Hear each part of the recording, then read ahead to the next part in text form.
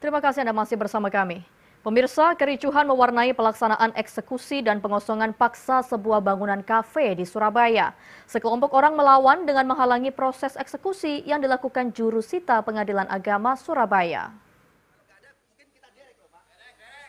Kericuhan berawal ketika petugas jurusita Pengadilan Agama Surabaya Rabu siang mendatangi dan membacakan putusan eksekusi tanah beserta bangunan yang di atasnya berdiri usaha kafe. Sekelompok orang yang menjaga dan berada di depan kafe melawan dan menolak putusan eksekusi. Mereka juga menghalangi petugas jurusita yang hendak masuk ke dalam kafe. Perlawanan dan saling dorong serta keributan pun terjadi. Polisi yang mengamankan proses eksekusi akhirnya berhasil membubarkan serta mengusir paksa sekelompok orang penghalang eksekusi. Eksekusi dilakukan karena pembohon eksekusi Iqmal Putra menang lelang dari Kantor Pelayanan Kekayaan Negara dan Lelang KPKNL Surabaya pada 2021 lalu sebesar 4 miliar rupiah. Lahan dan bangunan tempat kafe ini berdiri disita karena pemiliknya gagal melunasi fasilitas pembiayaan di bank.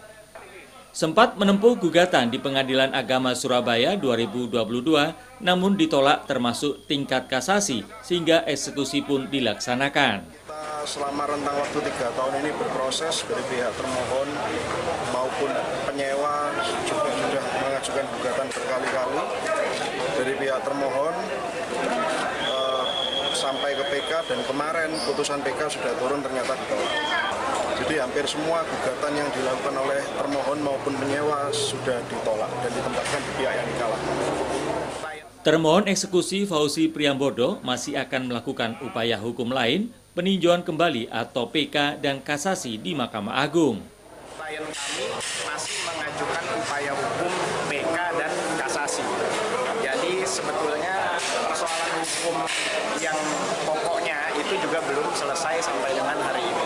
Kami sekarang sedang kasasi di Mahkamah Agung dan PK juga di Mahkamah Agung.